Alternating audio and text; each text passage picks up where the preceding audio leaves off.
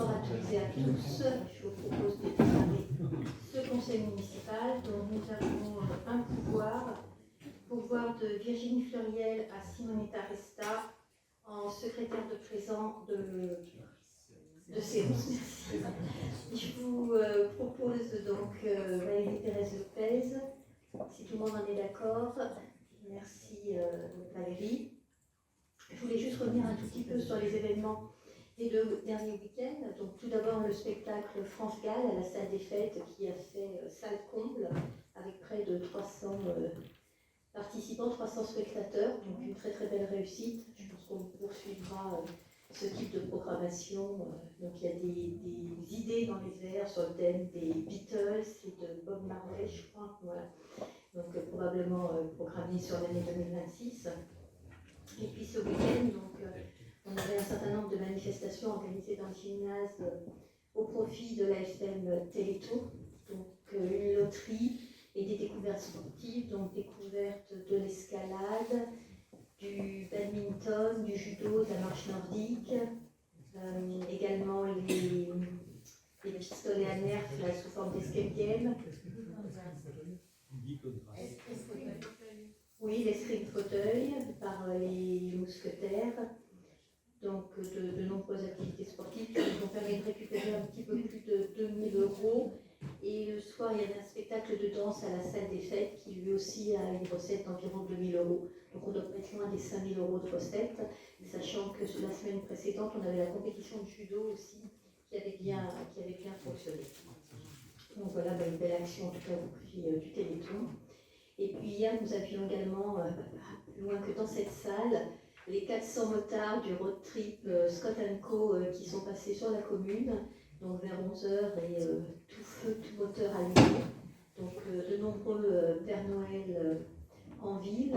Et donc je rappelle le principe de l'action, c'est de collecter des jouets neufs en amont qui seront offerts donc, aux enfants hospitalisés dans un des hôpitaux du GEF. Et les motards en fait circulent entre les 3 hôpitaux, restent sous les fenêtres, ce qui permet au service pédiatrie, aux enfants, au personnel de l'hôpital de les voir. C'est un beau spectacle. Et donc sur le parcours, ils se sont arrêtés à Manille-le-Hon pour une pause boisson chaude et gâteaux qu'ils ont bien appréciés. Donc la mairie était envahie à tous les étages de motards, mais très sympathique. Donc un grand merci à l'ensemble des bénévoles et volontaires qui ont accueilli les motards, qui ont participé au Téléthon et également à l'encadrement de la soirée France Gall. Voilà, donc je tenais à vous remercier et à rappeler ces événements. Et puis bien sûr, le week-end prochain, on aura notre marché de Noël qui va solliciter également beaucoup d'entre vous.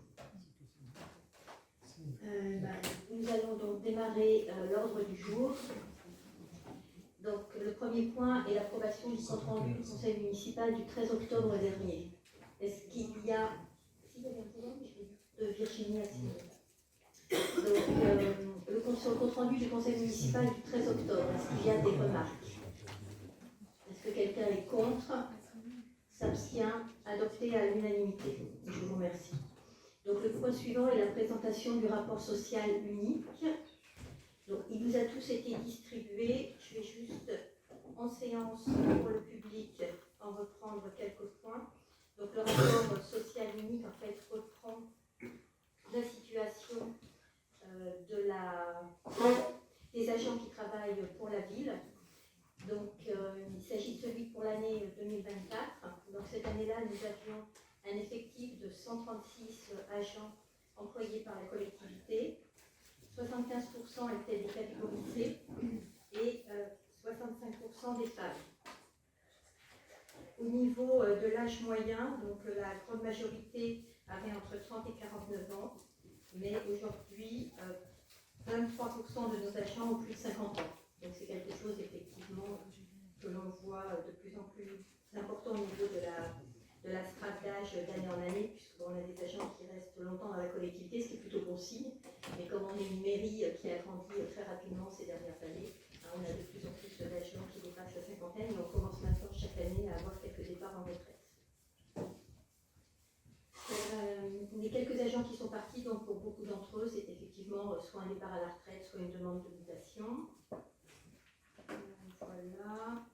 Le budget budget de fonctionnement en 2024 donc, était de 10 395 000, avec des charges personnelles à hauteur de 6 160 000, ce qui représente 60% des dépenses de fonctionnement. Donc une masse salariale égale à 60% des dépenses de fonctionnement. En moyenne, donc, les agents ont environ 10 jours d'absence pour tout motif médical. On précise également dans le rapport que la collectivité a adhéré à un contrat d'assurance groupe pour la gestion du risque maladie. Nous employons 8 travailleurs handicapés sur emploi permanent. 73% des agents ont suivi une formation d'au moins un jour. Et durant l'année 2024, nous avons organisé donc, 3 réunions du comité social territorial, donc le comité social territorial qui siège à la fois des élus et des représentants du personnel. Donc voilà ce que je peux vous dire sur le rapport social unique, pour en reprendre juste quelques lignes, puisque là dans le dossier vous aviez une dizaine de pages avec les éléments principaux qui sont même une synthèse d'un document beaucoup plus complet et qui vous a été envoyé. Donc sur la présentation de ce rapport social unique, y a-t-il des remarques? Je ne pense pas qu'il soit à mettre au vote, donc c'est plus apporté à connaissance. Non, bah écoutez, je vous remercie d'en avoir pris connaissance. Donc le point suivant concerne la création et la suppression de postes. J'y arrive.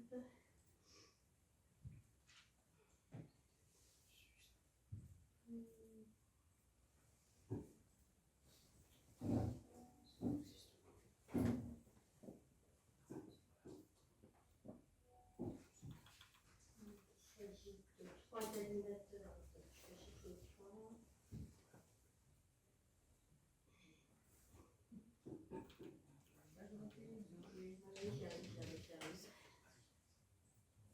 Donc il s'agit donc de 3 agents issus de la filière animation qui aujourd'hui travaillent dans le domaine administratif et ne possèdent pas le grade adéquat. Ils donnent toute satisfaction dans leur travail. Dans la catégorie C, il est possible de procéder à un changement de filière en conservant la même grille indiciaire. Il vous est donc proposé de nommer donc ces 3 agents dans la filière administrative. Donc 2 postes d'adjoint administratif étaient vacants. Il est donc proposé de les réserver à ces nouvelles nominations et de créer un 3e poste d'adjoint administratif principal de 2e classe. Est-ce qu'il y a des remarques? Est-ce que quelqu'un est contre?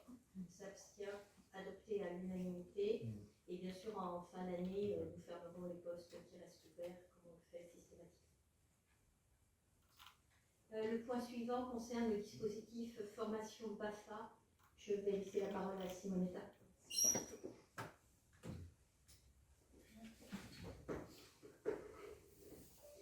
La commune souhaite poursuivre et favoriser l'accès des jeunes au métier de l'animation en facilitant leur formation au brevet d'aptitude et fonction d'animateur BAFA. Consciente de l'importance de ces compétences pour l'insertion professionnelle et l'engagement citoyen des jeunes, la collectivité met en place un dispositif accessible et avantageux. Une session de formation générale BAFA sera organisée du samedi 21 février au samedi 28 février 2026.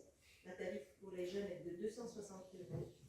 Une session d'approfondissement jeux et grands jeux se tiendra du lundi 20 avril au samedi 25 avril. Tarif pour les jeunes 250 €. La ville devra adhérer en tant que personne morale avec une cotisation de 50 €. Et une réunion d'information sera organisée mercredi 17 décembre prochain. Dans ces cas, la commune prévoit d'établir des partenariats avec des organismes de formation BAFA, de mettre à disposition des locaux ainsi qu'un agent municipal afin de garantir des tarifs préférentiels et un accompagnement tout au long du parcours de formation. Ainsi, ce dispositif ayant déjà été expérimenté, il est proposé de valider les principes et autoriser Madame le maire à signer la convention pour l'année en cours ainsi que les prochaines conventions par simple décision.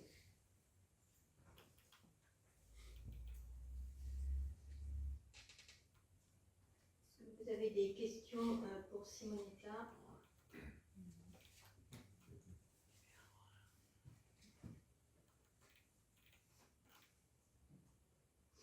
Donc, est-ce que sur c'était la signature de la convention, c'est ça? Si. Pour le renouvellement du dispositif BAFA, est-ce que quelqu'un est contre? S'abstient? Adopté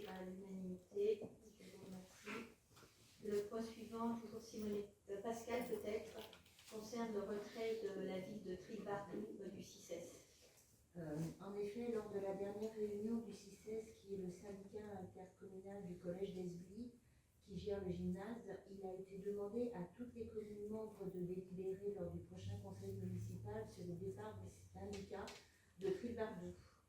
Donc en 2024-2025, 8 enfants de la ville de Magny-le-Hong fréquentaient le collège d'Esbly. Cette année scolaire, ils sont 5. Voilà, donc il nous est demandé de voter pour accepter le retrait de cette ville. Donc je pense qu'il n'y a pas de sujet pour le retrait du CICES. Donc la ville de Magny-le-Hong en reste membre. Et de toute façon, les villes qui se retirent continuent à participer financièrement au prorata du nombre de collégiens bénéficiant des équipements sportifs gérés par le CICES. Donc est-ce que quelqu'un est contre? S'abstient. Adopté à l'unanimité. Le point suivant consiste en la constitution d'une provision pour dépréciation des actifs circulants. Gisèle?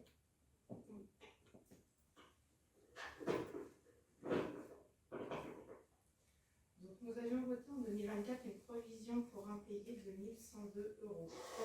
Il convient de réviser ce montant chaque année. Nous faisons en accord avec la trésorerie publique. Aujourd'hui, notre reste à recouvrer s'élève à 80 739,47 € hors provision du centre hospitalier intercommunal. Donc nous vous proposons de suivre la recommandation de la trésorerie publique en prenant en compte un pourcentage de 15% du total de notre reste à réaliser de plus de 2 ans, soit une nouvelle provision de 1 951 € qui vient s'ajouter à celle de 2024. Ce qui nous fera un total de 3 053 €. Pour la constitution de cette provision, est-ce que vous avez des questions pour Gisèle? Est-ce que quelqu'un est contre? S'abstient? Adopté à l'unanimité. Merci. Ensuite, nous allons vous proposer de voter une décision modificative numéro 3. Nous avions voté le budget le 7 avril 2025. Suite à des évolutions budgétaires, nous avons voté déjà 2 décisions modificatives. Et il se trouve que nous avons de nouvelles évolutions qui nous font proposer une DM3 à hauteur de 324 018 € en section de fonctionnement et moins 28 365,32 € en section investissement. Ces montants correspondent en dépenses de fonctionnement. On a le FPIC qui est pris en charge par VEA, donc nous avons moins 300 000 € de dépenses. Nous allons augmenter notre réserve de 624 018 € compte tenu de cette baisse de dépenses et de l'augmentation de nos recettes en fonctionnement que je vais lister juste après. Donc nous avons plus 150 000 € estimés en DMTO. Nous avons DMTO, c'est les droits de mutation. Augmentation de la taxe foncière selon la notification pour plus 18 783 €. Un versement de la dotation de solidarité urbaine pour plus 45 810 €. Le FCTVA pour plus 29 640 €. Une subvention de la CAF crèche pour plus 104 629 €. Une subvention de la CAF accueil de loisirs moins 40 229 € et une subvention de la CAF moins jeune plus 15 385 €. Voilà pour la section fonctionnement. Concernant la section investissement, nous n'avons pas fait la réfection de toiture de centre de loisirs du CLSH2 Tabarly, donc nous avons moins 155 000 € en dépenses. Nous avons des travaux supplémentaires pour les reprises d'affaissement sur la rue des Labours pour 68 739 €. Nous avons eu des travaux de plomberie à ATSEM pour 3 761 €. Le remplacement de moteurs de pièces de ventilation chaudière pour 4 022 €. L'alarme incendie, moins 7 200 €. Le chalet de la crèche, moins 2 301 €. Rénovation intérieure du point Jeanne, moins 15 948 €. Les travaux ont bien été effectués, ils sont moins chers que prévu. Les travaux de toiture pour le groupe scolaire 1 annulés. Donc nous avons moins 3 428 €. Des LED GS3, moins 16 000 €. Aménagement PMR, Square Église, moins 14 670 €, enveloppe menuiserie, moins 1 350 €, une enveloppe portail, moins 3 944,52 €, enveloppe bloc secours, moins 5 280,20 €, matériel informatique, moins 3 452,28 €, rétrocession de la rue du Sino, moins 13 899 €, pôle santé, part de la TVA non déductible suite à la vente d'un cabinet médical, moins 22 606,47 €, plus un arrondi de 36 centimes, désolé mais on doit être précis, réserve, plus 5 239,33 € et une opération comptable, récupération de la TVA déductible si LASM, LASM c'est quand on fait les ventes à soi-même, cette année, plus 154 948 €.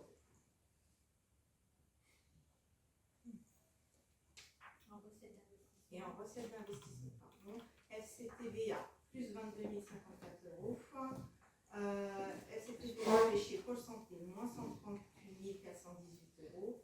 Soutien à la région pour la création d'un pôle santé, plus 200 000 €. Vente d'un cabinet médical, moins 76 293 €. Amende de police, plus 11 634 €. Opération comptable, récupération de la TVA déductible si LASM cette année, plus 154 948 €. 2025 BETR, lettre en odeur, 39 906 €. Annulation de l'emprunt, moins 242 196,32 €. Je précise, amende de police et des subventions. Nous ne touchons pas le fruit de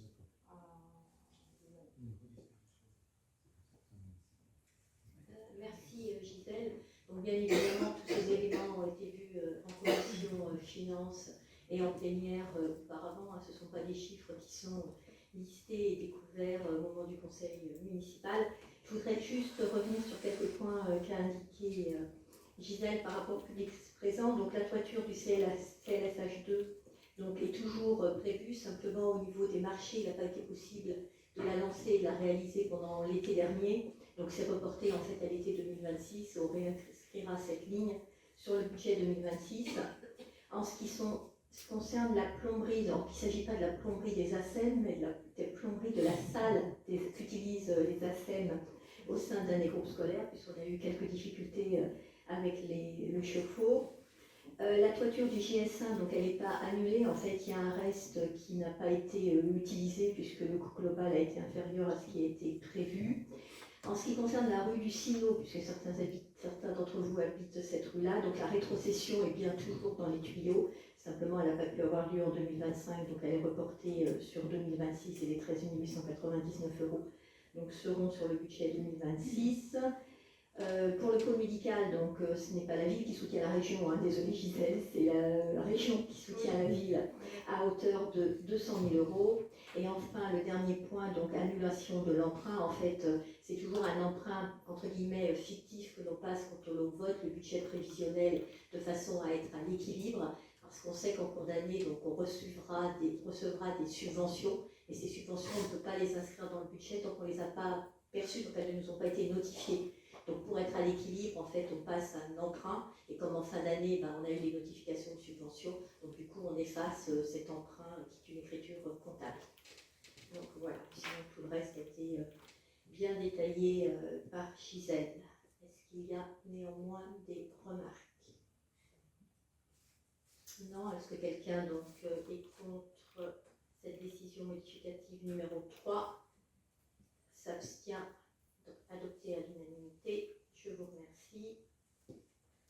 Et on va passer au point suivant qui concerne toujours les finances, qui est la modification de la DCP sur le pôle santé. Oui, donc sur nos projets pluriannuels, nous fonctionnons avec des APCP, donc autorisation de programme et crédit de paiement. Au regard des modifications comptables qui ont eu lieu sur le pôle santé, notamment la part de la ville de Manillon qui est passée de 1 139 081 € à un montant de 651 316,47 € sur les modifications, sur les premières modifications 1 à 3. Nous allons continuer ces modifications sur l'article 4. La modification numéro 4, sachant qu'en recette, nous avons eu en plus, pour le soutien à la création d'un cabinet par la région, donc c'est bien la région qui nous 70 000 euros par rapport à notre estimation. On a une mise à jour du prix de vente du premier cabinet à hauteur de moins 53 686 euros compte tenu d'une modification des mètres carrés vendus. On a la vente d'un deuxième cabinet pour plus 216 210 euros. On a l'actualisation du fonds de concours de VEA sous réserve de la vente du deuxième cabinet pour moins 54 781 euros puisqu'on ne peut pas dépasser les 50% de subvention. Et pas de demande à l'ARS pour moins 78 000 euros.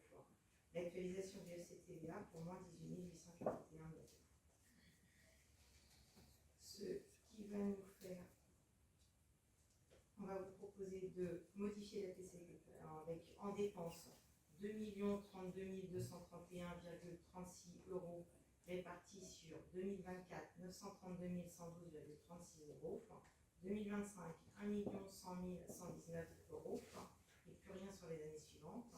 En recettes, 1 461 616 euros, zéro recette en 2024, 1 067 981 euros en 2025, 161 429 euros en 2026 et 232 206 euros en 2027.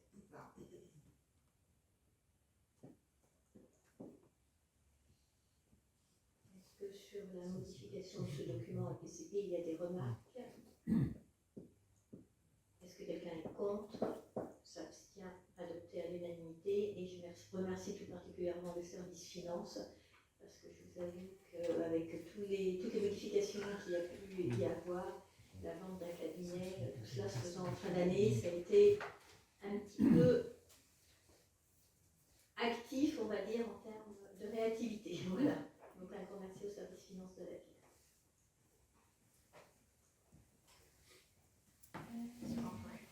Alors, on continue avec les finances, l'autorisation d'engagement et de mandatement des dépenses d'investissement avant le vote du budget primitif 2026 hors APCP. Donc afin que les services puissent continuer à fonctionner sur le début d'année 2026 jusqu'au vote du budget qui est prévu au mois d'avril 2026, on va vous demander d'autoriser Madame le maire à engager, liquider et mandater les dépenses d'investissement dans la limite du quart des crédits ouverts au budget de l'exercice 2026. Alors, on a un tableau qui précise ligne à ligne, je ne vais peut-être pas préciser l'ensemble des lignes. Parce que ce que quelqu'un me demande, non, je pense qu'on fera ça.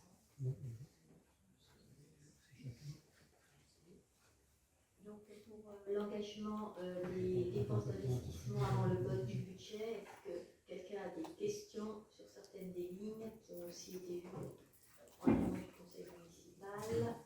Et contre, s'abstient, adopté à l'unanimité, puisqu'effectivement le budget ne sera pas voté probablement avant le mois d'avril, et donc ça nous permet de continuer à fonctionner de janvier à avril au niveau des dépenses prévues. Le point suivant concerne l'avenant à la convention financière du 25 mai 2020 de participation à la réalisation des équipements publics dans le cadre des actes initiés par EPA France. Patrick. Eh bien, depuis la disparition du SAN, il a fallu trouver un mode de financement des équipements publics. Les aménageurs EPA France et Disney ont convenu de participer à la réalisation des biens nécessaires aux nouvelles populations, en parenthèse des équipements publics. La convention ci-dessous présente un projet de réalisation de logements ainsi que les recettes attendues par la commune. Il est demandé au conseil municipal d'autoriser Madame le maire à signer cette convention et à percevoir les recettes. Cet avenant couvre la période du 1er janvier 2026 à fin 2030. Je vais vous faire un petit résumé rapide de cette convention qui est passée entre EPA France et la commune de Magny-le-Ombre sous la supervision de Val d'Europe Agglomération. Donc, il est exposé ce qui suit. L'EPA France est l'aménageur de Val d'Europe. Il prend l'initiative des zones d'aménagement concertées. À ce jour, 3 AC accueillant les opérations de logement ont été initiés par EPA France et sont en cours de développement sur la commune de Magny-le-Ombre. 2 incluses à la fois dans et hors le périmètre Disney, la ZAC de Courtalin, la ZAC des Deux Golfs, et une au titre du périmètre hors Disney, ZAC du centre de Magny-le-Ombre. Dans ce contexte, il convient de distinguer ce qui relève du périmètre de Disney et du périmètre hors Disney. Donc il est précisé qu'au jour de la signature de la présente convention et en l'absence d'opération de logement prévue dans la phase 4 d'aménagement sur la commune de Ménilmonge au sein de la ZAC des Deux Golfes, en périmètre in Disney, aucune contribution de l'aménageur n'est due à la commune. Dans le cadre des nouvelles compétences de la communauté d'agglomération Val d'Europe Agglomération, il est rappelé que tout nouvel équipement sera engagé sous maîtrise d'ouvrage communale et peut être doté d'un fonds de concours de VEA. Dans son contexte, la contribution de 2100 € par logement est reversée à la demande de Val d'Europe Agglomération par l'aménageur aux communes concernées au travers d'une convention ad hoc.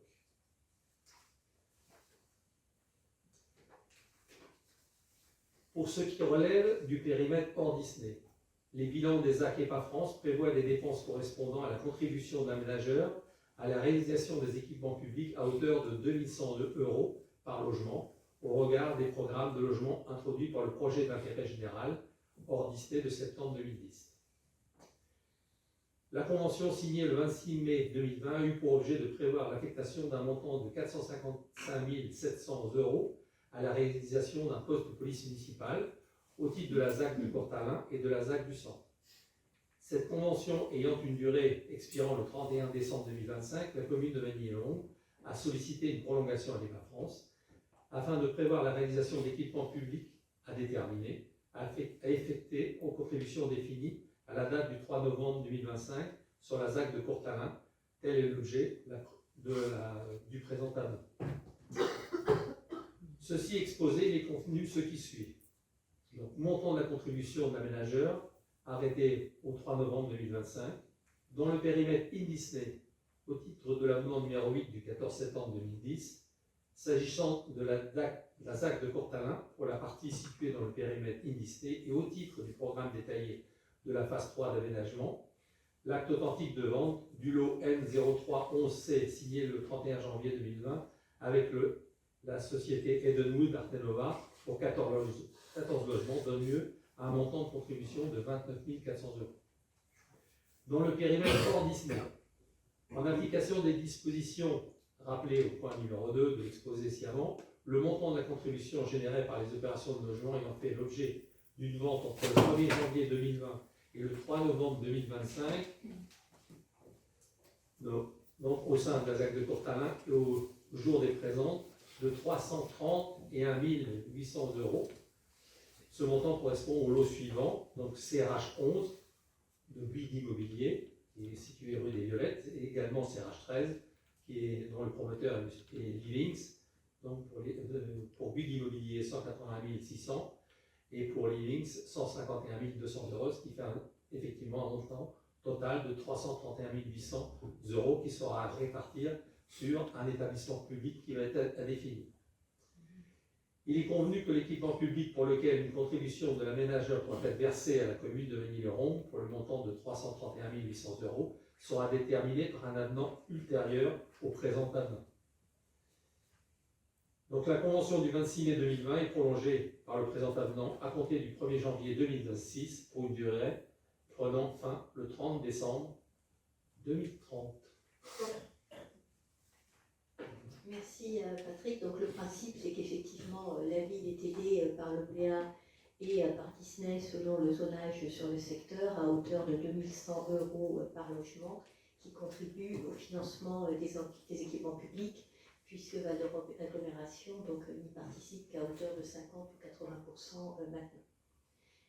Donc il y a rétrospectivement les 14 maisons du programme Arte Nova, ainsi que les 86 de Bouygues Immobilier qui ont été livrés et qui nous sont dus, ainsi que d'ici très peu de temps les 72 logements Livings qui généreront donc 2100 € de recettes affectées à l'équipement public pour la ville, ce qui fait 331 800 plus 29 400.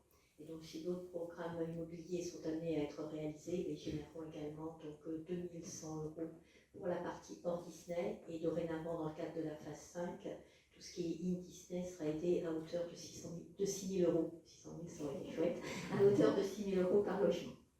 Voilà.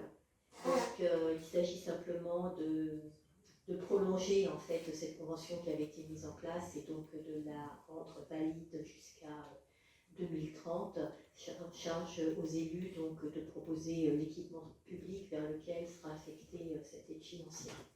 Donc la précédente aide avait été fléchée vers le poste de police municipale, comme l'a dit Patrick, et il y a déjà quelques années vers la salle maison des associations. Voilà, est-ce qu'il y a des remarques sur cette convention? Est-ce que quelqu'un est contre pour recevoir tout cet argent? S'abstient, adopté à l'unanimité, je vous remercie. On a ensuite les décisions du maire. Juste avant, j'avais oublié un tout petit point sur le point 3. Donc, on avait effectivement la création des postes. Donc, vous savez, les agents de l'animation en administratif. Il y avait également une fermeture de poste. Donc, suite à la nomination d'un agent grade d'agent de maîtrise, il convient de fermer son ancien poste d'adjoint technique principal de première classe. Est-ce que ça pose souci? Adopté à l'unanimité. Je vous remercie et désolé pour l'oubli. Donc les décisions du maire depuis le dernier conseil municipal. Donc on a un marché à procédure publique avec la société CSP relatif au gardiennage et à la surveillance pour les manifestations municipales. Il s'agit essentiellement du marché de Noël et des magnitudes. On a également un avenant donc, avec une société pour la mise en accessibilité de la ferme du Pré, 935 €. On a également vendu pour une somme symbolique l'immobilier scolaire et périscolaire au bénéfice des villes de Villeneuve-le-Comte, Pouilly-Courtauld-Dames et le syndicat intercommunal Courtois, Sancy-les-Maux. Comme vous le savez, on a une baisse très conséquente des effectifs scolaires sur la ville, puisqu'on est passé de 1320 enfants à 800 enfants. Donc on a aujourd'hui du mobilier qui n'est pas utilisé, qui ne sera pas à même d'être utilisé dans les années qui viennent, puisqu'on est toujours sur une pente descendante. Donc plutôt que de les stocker dans des salles de classe, on en a toujours énormément d'avance stockées, mais plutôt qu'utiliser toutes les salles de classe à du stockage, on préfère libérer un petit peu les salles de classe, faire profiter d'autres communes du mobilier municipal et utiliser les salles pour de l'étude, pour des activités associatives ou autres. Et donc du coup, j'ai proposé à certaines villes de pouvoir récupérer une partie du mobilier que nous avions. C'est un bon usage des fonds publics, me semble-t-il. Il y a également donc, un MAPA avec la société Eiffage Énergie pour la maintenance des installations de détection et d'évacuation incendie. On a également un autre marché avec SMACL Assurance concernant l'assurance dommage aux biens mobiliers et immobiliers de la ville et du CCAS. Je ne vous cache pas que nous avons, Patrick a peut-être le pourcentage en tête, mais une forte hausse par rapport au précédent marché d'assurance, comme les particuliers ont une augmentation de leur prime d'assurance. Alors pour les villes, c'est absolument catastrophique, à tel point qu'un certain nombre de villes n'assurent même plus aujourd'hui leurs bâtiments. Donc la ville de Magny n'est pas concernée. On a réussi à trouver des sociétés d'assurance parce qu'on n'a pas été trop concerné par les événements d'émeutes ou de détérioration, mais c'est de plus en plus difficile et les primes flambent. On va dire, je crois qu'on est à 30 ou 40% d'augmentation si je ne me trompe pas. Oui, c'est l'ordre d'idée. Avant négociation, c'est à peu près l'ordre d'idée. Là, sur le document, vous avez une valeur intéressante qui est de 1,05 € le mètre carré pour l'assurance dommage au bien. La moyenne française est de 1,35 €. Donc, en fait, initialement, c'était un peu plus fort, mais après avoir pris contact avec l'assurance et avoir expliqué toutes les actions qui sont entreprises au niveau de la commune pour à la fois surveiller les biens et à la fois mieux les protéger, elle est revenue un peu sur son tarif et elle nous a fait un tarif de 1,05 €. Voilà. Et c'était une remise de l'ordre de 6 000 €. On a également donc un marché toujours d'assurance concernant l'assurance responsabilité civile et risques annexes de la ville.